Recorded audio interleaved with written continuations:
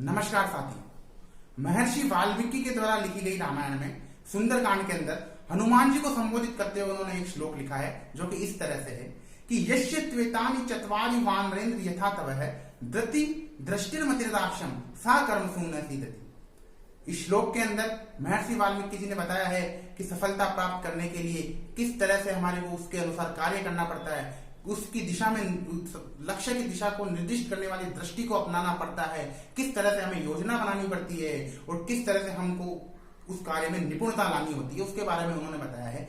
किसी भी विद्यार्थी, किसी भी व्यक्ति, किसी भी कंपनी, किसी भी संस्था, किसी भी संगठन को सफलता प्राप्त करने के लिए किन किन गुणों को अपने अंदर विकसित करना होता है उसके बारे में इसमें बताया गया है। वे कौन सी आधारशिलाएं हैं या वे कौन से आधार स्तंभ है जिनका उपयोग करके हम हमारी सफलता का भावी महल खड़ा कर सकते हैं, उसके बारे में महर्षि वाल्मीकि जी ने इस श्लोक में बताया है। तो आज मैं आपका दोस्त, कवि और मोटिवेशनल स्पीकर विशाल शिल्पा इस श्लोक के बारे में आपसे चर्चा करूंगा।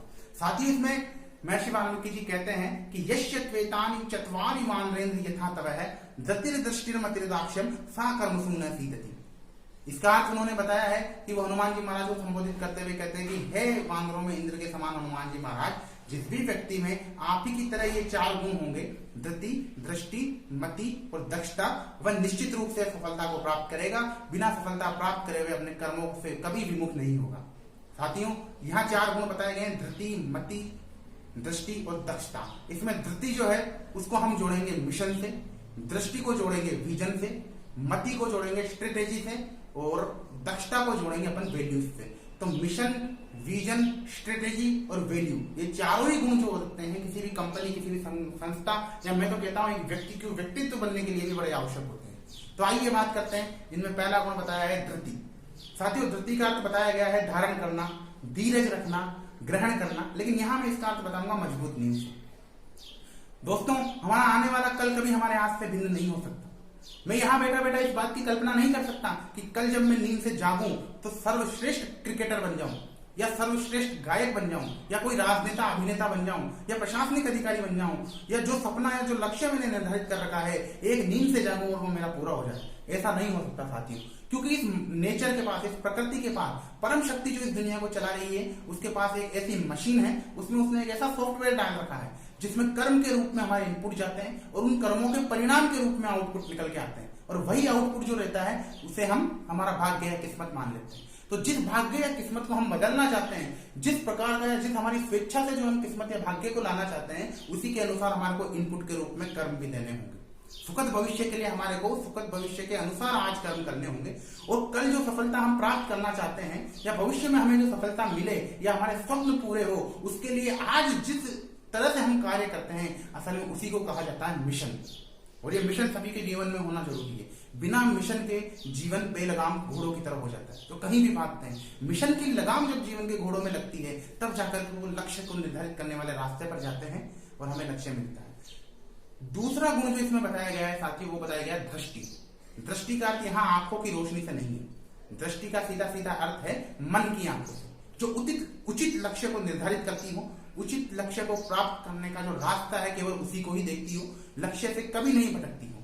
लक्ष्य को निर्धारित करना और लक्ष्य की दिशा को निर्दिष्ट करने वाली जो दृष्टि होती है असल में उसी को हम कहते हैं विजन। और इसी विजन के सहारे हम हमारे लक्ष्य तक पहुंच सकते हैं। लक्ष्य का निर्धारण बड़ा आवश्यक होता है साथियों। अगर हम रेलवे स्टेशन पर जाकर के टिकट काउंटर पर जाकर के कहें कि हमें टिकट दे दीजिए, तो वो कहाँ की टिकट देंगे? कहीं की नहीं। उन्हें बताना पड़ेगा कि हम वहां उस जगह पर जाना चाहते हैं, तब जाकर के हमें वो उस जगह की टिकट देंगे। इसका अर्थ हुआ कि हमें लक्ष्य का निर्धारण करना बड़ा आवश्यक है।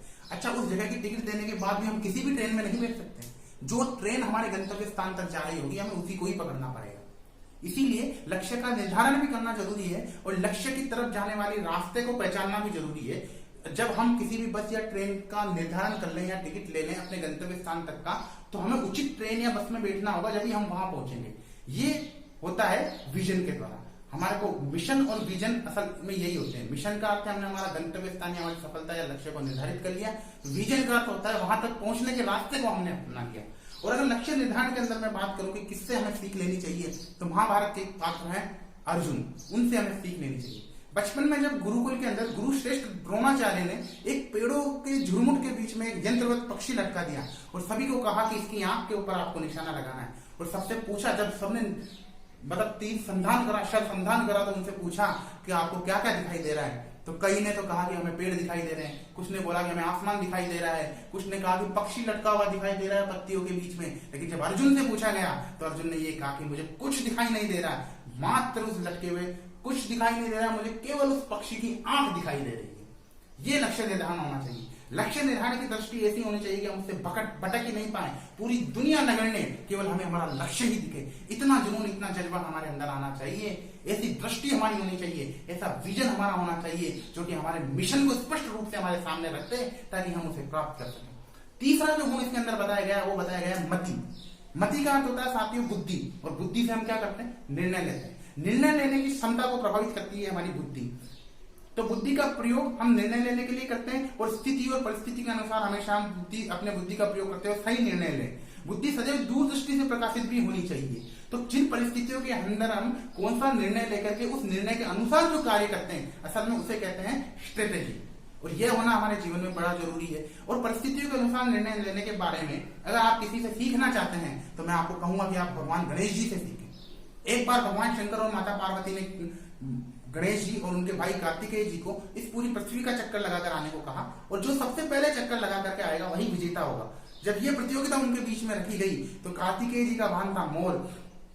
उस मोर के ऊपर वो बैठे और परिक्रमा लगाने के लिए निकल गए। लेकिन जब गणेश जी ने इस बात के बारे में सोचा तो उनको लगा कि उनका वाहन तो मूसक है, और वो तो वैसे ही धीरे चलता है, और वो भी भीमकाय शरीर वाले। जब वो मूसक के ऊपर बैठेंगे तो उसकी चाल तो और कम हो जाएगी, तो वो तो चक्कर लगा करके पहले आ ही नहीं सकते। अंततः परिस्थितियां अपने विपरीत देख करके उन्होंने अपनी बुद्धि का प्रयोग करते हुए एक निर्णय लिया कि अपने ये पूरी पृथ्वी, ये पूरी धरती, ये पूरा ब्रह्मांड क्या है, अपने माता पिता के चरणों में, चरणों की रज के समान है।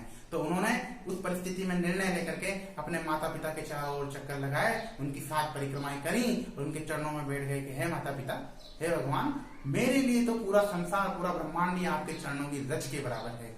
यह सुन करके और भगवान शंकर और माता पार्वती बड़े प्रसन्न हुए और उन्हें प्रथम पूज्य होने का वरदान दिया।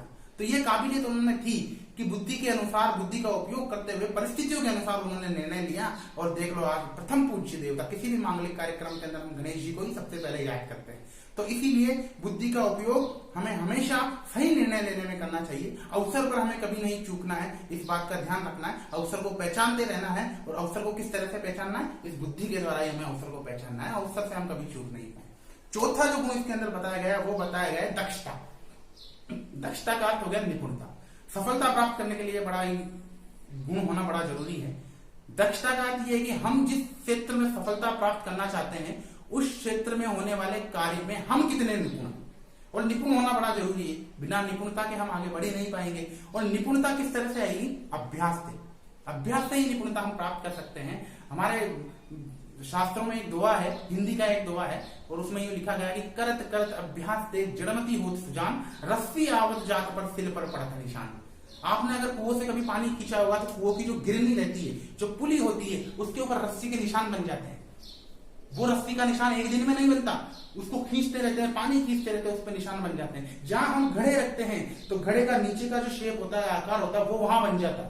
कारण कितने वर्षों से वहां घड़े रखे जा रहे हैं। एक दुआ वो है कि धीरे धीरे रे बना धीरे सब कुछ होए, माली सींचे सोगड़ा ऋतु आवे फल होए।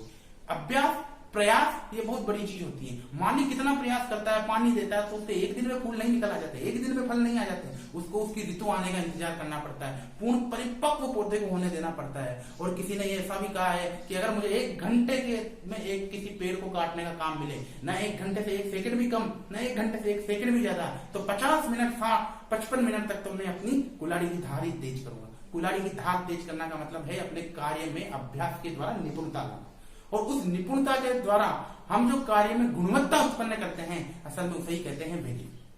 और ये वैल्यू होना बड़ा जरूरी है। अब मैं एक बात आपको, एक घटना और महाभारत से लेकर के सुनाना चाहूंगा।